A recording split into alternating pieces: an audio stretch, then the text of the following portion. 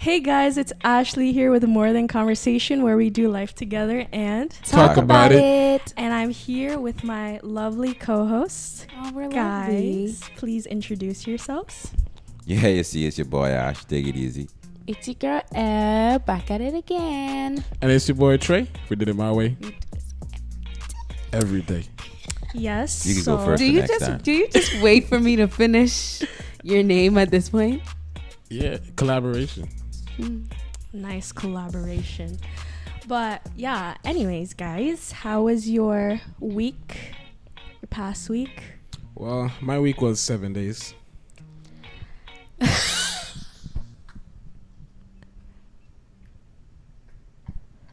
Ashton face over here. He's like, he's so unimpressed. My week was long. I was overwhelmed. I cried a couple of times, and but we made it through. We made it through. Love that. My week was cool. I loosed myself in the moment because I wanted it. I had to never let it go. I only had one shot, so didn't want to lose my chance to do it. It's once in a lifetime. Get your chance to do what? Oh my goodness, Ebony, please let it go. Like, what the hell are you talking about, babe? Oh my gosh. Trey crying. What about you, Ashleigh? How was your week? Because Ashton just plays too much. You know, like, it's one of those weeks where I'm just glad I got through it, you know? Hallelujah. I got through it, you know, we did what we had to do. You know, I've been writing my goals down. So it's been easier to manage goals. Just wondering, when am I gonna, I don't know. I feel like I'm always waiting for the next thing. Like it's like I'm aware. I'm talking a long time. It's like I'm aware that I'm in a place, right?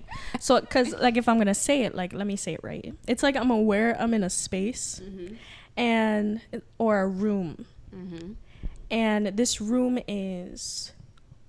We have outgrown this room, but you still there. But we're still there. Is it this room? Metaphorical room, Trey. Thank you so much. No. Thank you for your input. We see you. We acknowledge you. I said no. She wants you to know that. Thank you. Thanks. You're welcome. Okay. Yes, but there's another room. There's a new room that I want to get to, and you could see it through the peephole. And I can see it through the peephole. You know, I know it's there. It's not like I'm in the old room, like chilling, not knowing about the new room. I know the new and improved room that's next door. Period. But we're not in it yet. Okay, you just waiting for the eviction notice so you can like get on about it. Yes, I feel so. That's what I had to say. Thank you, everyone. What you're laughing at? Who's laughing? Trey. He over there freaking right out. Nah, I was. It doesn't matter. We can move on. Okay. I guess we're moving on. Yes. Okay. So we are moving on. Thank you guys for sharing. You know, always love to hear what's going on in your lives. But, you know, like, there are situations that come up in our lives in regards to...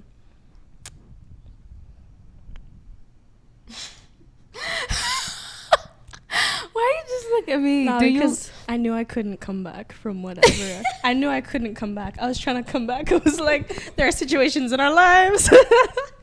And I couldn't come back. So I was like, I'm going to look at Ebony for help. Help.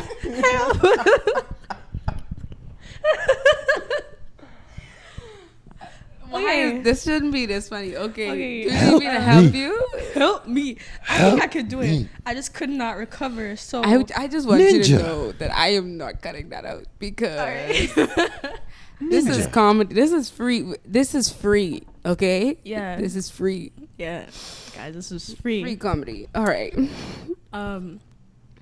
Yeah, but I want to know, like, has anybody ever had someone, you're telling someone, like, something that you're going through, and they're just like, and then like, girl, you need to do this. Yeah. You need you need to do this. Ashleigh found it funny what I just said. But like I'm serious. Like y'all not laughing gas before this episode, eh? What going on? I don't know what's going on. yeah, but like someone giving their unwarranted advice. And it is we're laughing right now, but it's actually quite infuriating. Yeah. A lot of Christians do it.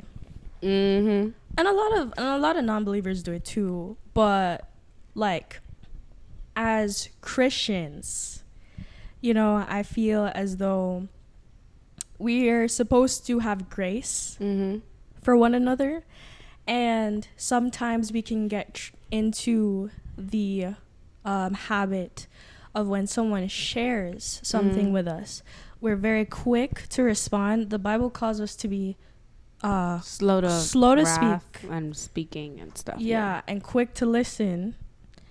And I think a lot of times I think we want to help people get out of their situation quickly so we can just kind of move on. But sometimes like we need to be slower and we need to sit with them and really hear them out, because not everything is just it's not just a situation. It's also somebody's feelings towards a situation. Like people are hurting in situations. It's not just like, okay, one and done fix, there's other stuff. Yeah. So I'd just like to hear your guys' thoughts on unwarranted advice and I guess how you deal with it and how you approach people as well with advice. I just have to tell on myself. I am that friend that struggled with that a lot. Like as soon as you tell me a problem, I am ready to give you the solution because I know everything. So, and to be very transparent, you're dumb. So listen to me because I'm smarter than you and I know what you need to do. So I have been that friend, and it has caused a lot of problems in like friendships and relationships with family, and it comes from a place of like wanting to control everybody else's life and their outcomes. I'm feeling like they'll only get through their problems or find solutions if they do it my way. Like if they don't do it the way I'm telling them to do it, then it's not going to work out for them. So if I give advice and I see the person deviating from that advice, then I'm upset. And I have had to grow a lot from that, between that and like making other people's problems about me. So like not even just problems, but just trying to find a way to make things about me or insert myself. So like in the last episode when Trey was saying he on day whatever Duolingo, I was ready to say, oh, I'm on level whatever, and I shut it down. Like, girl, it's not about you, it's about Trey and his accomplishment.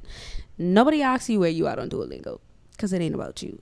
So I'm glad that I'm able now to reveal those things to the Holy Spirit, and the Holy Spirit guides me through that and helps me to like catch it in the moment. But like I try to like with my best friend Ray, I like to ask her after she's venting. I still struggle with doing it, but most of the time now I remember to ask, did you just need to vent or do you want advice? And trying to implement that in every relationship, because just because they're venting to you does not mean they're asking you to fix their problem. And also, you are not God, so they don't need you every single time to help them fix their problem. You can give them godly advice, but then you have to make sure you're asking, because sometimes people aren't in the headspace to receive what you have to say. Like when I'm not in the headspace, I don't even let you talk. I keep interrupting you. So you're trying to advise me, and because I'm not in the space to receive it, I'm going to get defensive rather than be receptive. And that's what usually happens. So yeah, it sucks being that person that always giving unwarranted advice, because it strains your relationships and it makes people not want to talk to you, because it's just like, I can't talk to you without you always trying to fix me or fix the problem. You're not listening to me to be a listening ear, to be a shoulder to cry on. You're listening to me just so you could respond and tell me what to do. And that's annoying. And I don't like when people do that to me. So I also need to be accountable to make sure that I'm not doing that to people. Or when I do it to people, I stop midway and apologize and be like, is this what you needed? Because sometimes people don't be into hearing all that. I know when I upset and going through stuff, don't tell me nothing. I don't want to hear it. Because I don't want to freak out on you and be like, OMG, shut up, to be honest. If you give me advice when I ain't in the mood, I might say I ain't in the mood to hear this right now, but really what I meant is please shut up. Because nobody asked you. And I know people have felt like that about me. So, yeah. I feel like all of us have dealt with that before, where like we just automatically just jumped to a situation because something was going on. We was like, okay, I can fix this. I got this. This is my time to shine. Boom, bam. You know, I got this. He-Man to the rescue. But like, it's not always the case, because when you think that you're being helpful, that person you're trying to help is like, why are you even here? Like, who even asked you? Like, who asked you that? Like, what? Like, I said nothing to you. I asked you for nothing. Like, I didn't ask. Sweet. There was no question in my venting session. I did not vent and then say, what do you think I should do? There's a difference from asking for advice and then the person give it to you and you get mad because this is what you asked for. And I'm venting to you. I just need to get a load off. And the first thing you're trying to do is fix my problems. Only thing that saddens me is if people ask me if I pray about it after venting, that does annoy me. But it's a great question. Y'all used because to say did you pray about it? Back then? What? Sweet. Sweet? Yeah. So who asked you that? Yeah, but like that. Like DAT. Sweet. So who asked you that? Okay, but let's be real. SWAYD. If squad is squad, why would swad be swayed? Well, starts with a Y, not a U. Wait, what? So, hold on. So, because you thinking you as in the letter U? No, you as in the word you. But I think you have to be careful. It depends on who you. This is a great example, Trey. It depends on who you're dealing with, because. Who asked you that? Because sometimes you be needing the advice even when you don't. Sometimes you need the advice when you don't want to hear it. Like, you can't expect to have friends that hold you accountable and that walk in relationship with you and just let you do foolishness and not say anything. That is not what we're saying. At some point, you have to get to a place where you're ready to take advice. Because obviously, what you doing ain't working. Yeah. But you also have to be mindful, if you're the one giving, that you're not undermining someone. Because if you just come off as pushy, then that person's going to feel like you're just basically belittling them or undermining their, I guess, opinion, their intelligence. Oh my gosh. Their whole being. Can I quickly add on to that too? Yeah, sure, take your time. Go ahead. So I just want to ask if any of you guys have experienced this. So this topic, guys, is basically something I have dealt with my whole life because I am more of a reserved person. I'm never the person that is outspoken. So when I do speak, if I do speak to someone, like throughout my life, I've noticed the trend of like when people respond to me, they kind of undermine my intelligence, like, oh, it's Ashleigh, she doesn't know this, kind of responding like that, like, oh, she doesn't know, so let me inform her because I'm smarter. But have you experienced where, like, throughout your life, I've prayed to God about it. Let me just say what I'm trying to say. Okay. So let me set the scene. So you're telling someone something that you've been through or a situation.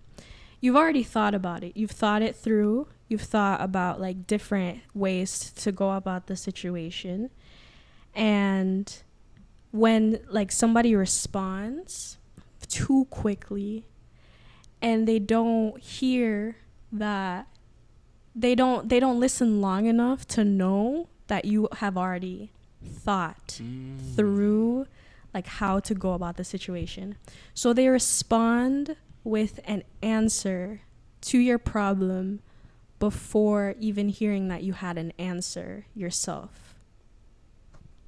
Yes. I'm the person you're talking about. She's not talking about me in the situation verbatim, because I'm not sure if I ever did that to Ashleigh. I would hope that if I ever do that to her, she would tell me, because if not, then I would fight her. Yeah. But I've been that person that before you tell me, I already telling you what you need to do. And I could see in a situation like that, like if you have already thought of like possible ways to go out of the situation, but you're venting and you're maybe wanting someone not to maybe fix the problem for you, but to collaborate with you on the issue. Or maybe you say like, okay, so I see you're thinking about it this way and this way. I think you should go with way number 2 instead of way number 1 because this, that, and the third. Right. That's like a collaboration. In that, you're not undermining someone's like intelligence, because you're acknowledging, okay, I see you. I see that you've thought it through. Yeah, and this already is the answer that makes the most sense. From what you are saying, this makes the most sense, and here is why. I think... And that comes down to communication, because like when you like, a big part of communication is listening. So if you hear fully what somebody's saying, then you'll be able to answer in the most appropriate way possible. If you only hear half of what somebody's saying, then you can't respond appropriately. And therefore, And when you hear half of what someone says and you just jump to respond, the conversation can't really continue because you never responded to the full initial statement. So that person as well. That has happened to me throughout my life. And it's very painful when it happens. And it makes me feel at times that I can't talk to anybody about anything. Because sometimes people make mistakes. I have probably spoken too quickly too and given someone advice. Nobody is perfect, but I can, like, moment of transparency, like, it has hurt so much that I don't like to share anything that is like near and dear to my heart. Like, I think I get what you're saying, right? Like, so, yeah. If I was to simplify what you're saying, it's like saying you be vulnerable, and then also in trying to be vulnerable, now it's like they're also taking you for a fool. So it's just like a double. They're making you feel stupid. Like a double hit. Because they've been through it before. So, like, is it from a place like they've been through it before? So as soon as you start to tell them the problem, they're like, oh, yeah, no, I know what you should do. Yeah. But then there's an emotional aspect too. So it's like, yeah, I may not be ready to do like the fixing of it yet, but maybe I just need somebody to listen to what I specifically like went through, and, you know, like just kind of walk through this with me. I could say personally that I've been on both sides, because like I try to be helpful, and also sometimes I guess I've experienced things and people have tried to like just throw all these suggestions and ideas or commands to me. But I would say on the side where I'm giving my suggestion is usually with Eb, and she's told me and she's been like open to me about it, that sometimes she just wants me to listen. So I've gotten the I guess the opportunity to practice listening instead of being just quick solve or Mr. Fix It. No, but it's not the listening. You always listen to me. Like, there's not a point where you don't listen, but it's your response sometimes that used to be like in immediately sense, fix it. And I had to tell him, like, sometimes I don't need advice. I need you to tell me it's okay. Yeah. I need to feel validated in my emotions in that time, because I know you can help me fix it. Because Ashton has never given me bad or wrong advice. Like, I know you can help me fix it, because Ash is very wise, and that's why I take every single problem that I have to him. Also, he's used to me being very emotionally impulsive. So when I feel strongly about something, I address it with the people immediately, or I would like be petty about it or manipulate a conversation when I already know the answer to those things. So in cases where I'm venting to him about that, sometimes he'd have to interrupt and be like, did you do something impulsive? But not to like tell me like I being dumb or undermine me or make me feel dumb. It's to say, this is usually a response, so I need to see where you're at in the situation before I understand what else is going on. But it was just like, I just needed it's okay, you're okay. It's totally okay that you feel that way. And sometimes that's all people need. They don't need you to, here's what you need to do. In my opinion, this is what you need to do. And they don't need to know that you've been through it too, because it's not about you. Yeah. They don't need, even though you going through it too, means that you should have a certain level of empathy for them, because you know what that feels like. Yeah. You can say, I totally understand. I'm here for you. Everything you feel is valid. Not, I totally understand how you feel because this happened to me and this is how my situation happened. The conversation gone from you being there for your friend to now you telling your friend about what you went through. And initially, the conversation was never about you. And I have done that too many times. And we don't even realize we doing it. We just sharing experiences, man. I thought that's what we was doing, not realizing your friend needs that attention right now. Like, they need that undivided attention. They don't need you to try to save the day. I understand asking if they pray about it. That's the best question you should ask. Because a lot of us vent to friends before taking it to God. Totally understandable. Stop getting mad at your friends for telling you. I'm guilty of it as well. When Ashton asks if I pray about it, I just rolled my eye like, oh my God, seriously? But it shouldn't be like that. God's supposed to be the first one you go into.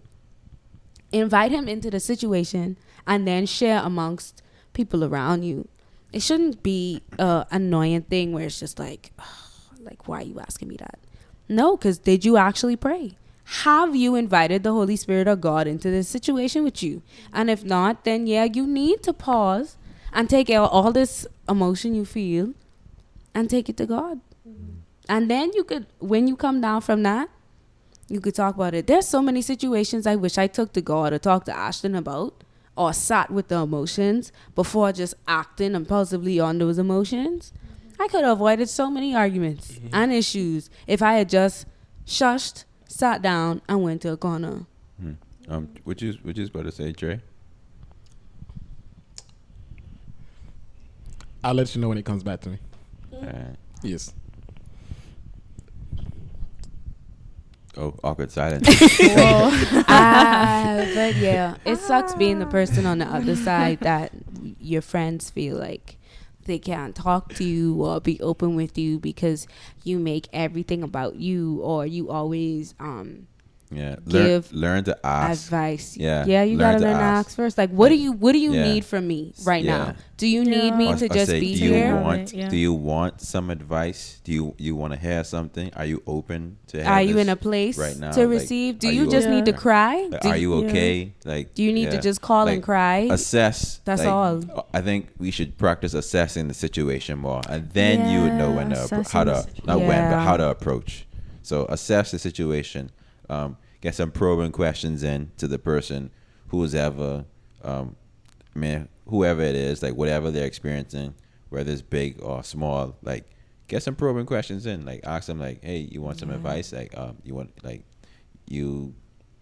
any ideas on what to do? Like, ask them to see where their mind is at, because if they're at a breaking point, they're not gonna blow up on you if you ask that question, but they might blow up on you if you just start saying, hey, you need the boom boom, you did it blah blah blah. Like, why you even do this in the first? And then you have to be okay with them not taking your advice too. Yes. Because like I was saying, I give advice to control people's outcomes. So if you don't take my advice and you do the same thing again, then honestly what I can think is, are you dumb?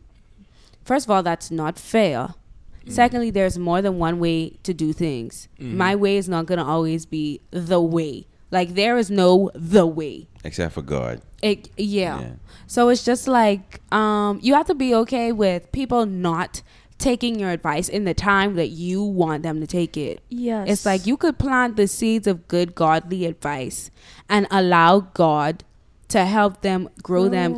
And you have to understand too, the advice you given isn't easy. If it was that easy, then they would take it and life would be better. But it's not that easy to just take heed to your advice and follow everything you say. Like, that's still hard. It's still going to be a process for the person that you're advising. So we have to be okay with understanding that the change for them isn't going to come immediately. Right. And disclaimer, I just want y'all to know, like, everything we saying, all of us are actively practicing. Like, we didn't just say people need to do this more, y'all need to do this more. Yeah. We talking to each other too. Yeah. Because we're all friends, and this will also help us in being there for each other. Yeah. Yeah. Because at a certain... No. Okay. At a certain point, it may seem like being intruding or being intrusive to someone's I guess life, because like if you just jumping in every time something's happening, then they'll be like, hey, can I do something for myself? Like, you know, am I allowed to be me? Yeah, they don't have to talk to you about everything. Is that what you're saying? Am I allowed to live my life, like and stuff? And we have to remember that we're asking if you're the one looking in and trying to help, or just spewing like ideas and suggestions to someone who didn't ask, you have to remember that they have to be vulnerable to this situation, because even if they take that advice or take the information that you're trying to give them, they have to lean on you. And do you 100% know that that's what's going to be the solution for what they need? So you're asking someone to be fully vulnerable to you, and it may be tough for them to even be vulnerable to God. So who are you above God? So you can't like, we actually can't get mad if someone's, I guess, being a little protective of their space or just their overall life, because you're asking someone to be fully vulnerable about everything. Yeah. And just go along with what you're trying to do for them. Yeah. Or what you're trying to say. And that's not easy. You know, not at all. Even going back to the last episode, we were talking about boundaries. Sometimes you do not need to be vulnerable with everybody, because, you know, that's not safe. Yeah. But in regards to the people that are willing to be to make those changes and to be someone that people want to come to speak with, you know, a person that people can share with, a person that's not going to speak too quickly, you know, and just listen. I think that is a good thing to implement in your life. And I say that because as believers and even non-believers experience this. I think every human being experiences this, where you can't do life alone. It says in the Bible, don't do life alone. In Ecclesiastes, it's like I'm not remembering the verse right now, but it's talking about like how one person cannot who's there to keep one person warm. Like, you need another person to keep and in the other Genesis, person God warm. said that too, that man was not made to be alone. Yeah, man is not made to be alone. Yeah, that's why he made Eve. And so if we know that man is not made to be alone, then we need to try and be the best version of ourselves, not just for ourselves, but for each other, so that we can lean on each other. Even Jesus had friends. Even Jesus had friends, you know, and Jesus is God in the flesh. So if the Creator needs community and friendship, like, so do we, his creation. That's what he's made for. That's crazy. Yeah. That's why he made man in the first place, because God had so much love in the Trinity that they wanted to make someone that was able to reciprocate that love. Yeah. And then they realized that even though we were made in God's image, we needed somebody like us to also share with and get love from. So that's when Eve was created. And it's not just romantically, it's in general. like, yeah, Jesus Like, had 12 people. You need people there to help you, like, through, like, battles in your life, through struggles. Because if you fall down, like, you need someone to pick you back up. Yeah. As iron sharpens iron, so one man sharpens another. Like, yeah. And I just want to mention the woman at the well, the Samaritan woman who had 5 husbands, and then she was living with a man. So she was on the 6th guy now, and she's living with him, and he's not her husband. So her community, her town, the people in her town did not really, I guess, I wanted to be like mess with her, but you know what I mean? Like they were not. They would not approve. they did not approve of her. She was basically a reject, and it was all because of what she did, you know. And there's many times I'm sure that we feel like that personally because of what we've done. People tend to get upset at us for what we do, and they make us feel rejected. Because, like, it's like, oh, you did this again. I'm not talking to you because you did this, you know? And what is so impacting about the Samaritan woman is just that she was going to, I believe, she went to a well at a time where nobody went to the well. Nobody went. And she went to go get water, and she did that on purpose so she didn't have to run into anybody, because she knew how everybody saw her. So she was basically at the point where she was avoiding people now. She didn't want to talk to anybody because she knew how they saw her. And yeah, but Jesus saw her and sat with her and told her everything she had ever done. And something about that is so beautiful. It paints such a beautiful picture. Because it's not normal for human beings to do that. To sit with someone that we could judge, but we don't judge. And to think, like, she knew, like, it was Jesus of all people. It wasn't just, like, another, like, person. Yeah. You know, it was Jesus. And she knew by the end of the conversation, Jesus took the time to sit with me. He told me everything I had ever done, and he still stayed. And she became the first female evangelist, like, after that, I heard. Really? Yeah. Wow, I didn't know that. She became, like, the first female evangelist after that. That's powerful. Because it was so impacting that he just sat there and listened. And he saw beyond her mistakes. He saw beyond her mistakes. He saw, like, you can be more than this, you know? Mm-hmm. And I'm telling you, everything that you've ever done, and I'm not judging you. I'm not throwing stones at you. I'm just sitting here with you. And she was shocked. She's like, why are you sitting here with me? Especially in that time, it wasn't normal for, I think, Jews and Samaritans to, like, be cordial. At that point too. Right, because Jesus was a Jew, and we have to. That's why Jesus is the standard. To be honest, he is the standard. Because, like, Jesus didn't see her and advise her on what to do and how to get her life together. The first thing Jesus expressed to her was love. Yes. We gotta lead with love. Like, I know you want the best for your best friend and your cousin and your mommy and all these people.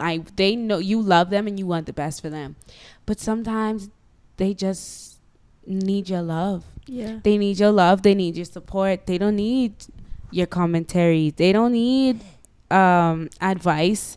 They don't need you to make them feel bad, because 9 times out of 10 they probably feel like crap, and it's probably hard for them to even open up to you about what it is they're confessing to you. So just more grace. And I think you said that a couple of episodes ago, where you was just like, people need to know that you love them before they know what they doing wrong or whatever. Like, express your love. And I know sometimes it could be frustrating when you have family members or friends that keep making the same mistakes.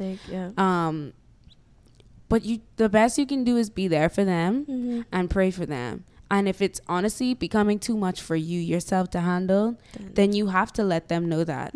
Because that's a boundary. We understand being there for someone. Like, we all want to be there for somebody because that's our call as believers. But at the same time, we have to be honest when it becomes too much. And if it is, we have to pray for them and pray about it and ask God to either strengthen us or give us the strength to let them know that I can't do this anymore. Because it's bringing me down. And I can't pull you up if you keep pulling me down with everything that you're doing. Or if you see that there's no change. Because at some point there has to be change. There has to be some sort of transformation. Like, yes, I'm going to listen to you right now. But if you're going to keep coming to me about this, I'm not just going to sit here and listen. We have to find a way to change. Do better. Yeah. You got to do better. But like you say, like love is the important part of it. Yeah. Because if you, I guess, enter or if you start with love, that's how someone opens up to you more. Yeah. Because they don't see you as someone who's trying to judge them, who's trying to just throw all your opinions and stuff all over them and your ideas of how they should be or how they should act. Mm-hmm. So if you express in love to them, they'd be like, okay, this person actually cares. They're not just trying to control my life or to control what I do. And that's a very important part. Yes. The Samaritan woman went because of what Jesus did, leading with love first. She didn't have to be, Jesus didn't tell her to go out and evangelize. She did it because she did it on her own. Yeah. Because she felt the love. Because she felt the love. It was real to her. Why am I pointing at the camera? Let me put my finger down. You're talking to somebody. I'm talking to somebody, anybody, everybody scream. Yeah, but like she did that on her own, you know? Because it's one thing to drag somebody and be like, you need to do this, you need to do this, you need to do that. But for your love to be the thing that they need, they need to propel them into change. Right. That's powerful. Transformed her that moment, and she just went. That's the same way Jesus is with us. Jesus knows everything. Yeah. About every single thing that you've done. And he still loves you beyond your mistakes. And he wants you to do better. Mm-hmm. But I think we forget that we have to allow Jesus' love and God's love to change us, you know, and our love can change others. Yeah. Not our conditional love. You have to be this type of person in doing this. Because mind you, I'm all for not necessarily you're only as good as the company you keep, but the company you keep can influence the life that you live. So I totally understand, like, cultivating your circle with like-minded people. But the people in your circle are going to mess up. Mm-hmm. Whether they're like-minded or not, they're going to mess up. So it's not up to us to judge, like we said a couple of episodes ago. But it's our job to love our brother as ourselves. And as we love them, that love could change them. Mm-hmm. Once they see that it's not just about what they do, but you love them regardless of, like, the mistakes that they've made. You spread that love to them, and in turn they'll be able to spread love to others around them. Mm-hmm. Because just like how they say, hurt people hurt people. Yes. If you spread hurt and pain to them, then they'll spread that to other people. So if you spread the love will be spread. Dread. Yeah. Mm-hmm. We got any more? No, that was good. You know, I poured. I poured too. Yeah. I like this conversation. I like all that conversation. It was nice. Oh. Anyway, guys, thanks so much for watching. Y'all already know how we wrap this up. Like, comment, subscribe. The link below if you prefer to listen instead of watch. If you're listening, we love you so much. Make sure you guys share the podcast. Follow us on Instagram at More Than Combo. And yeah, let us know if there's any other commentary. If there's anything else you'd like to see us address or talk about on our podcast. But until next time, where's the love? MTC on 3. 1, 2, 3. MTC. Okay, MJ. Bye, guys.